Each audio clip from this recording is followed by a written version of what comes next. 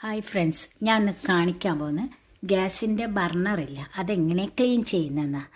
അതിന് ഞാനിപ്പോൾ എടുക്കുന്നത് 2 സ്പൂണ് ബേക്കിംഗ് സോഡയാണ്.